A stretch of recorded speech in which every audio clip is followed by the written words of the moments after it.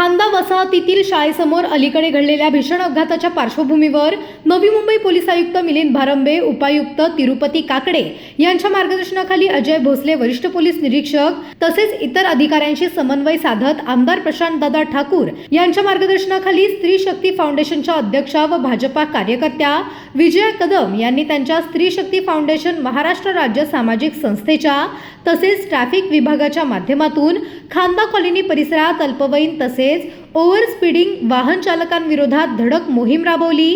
अशाच प्रकारच्या धडक मोहिमा माननीय पोलीस उपायुक्त वाहतूक विभाग यांच्या मार्गदर्शनाखाली वरिष्ठ पोलीस निरीक्षक व सक्षम अधिकाऱ्यांच्या सहकार्याने यापुढेही सुरू राहणार आहेत।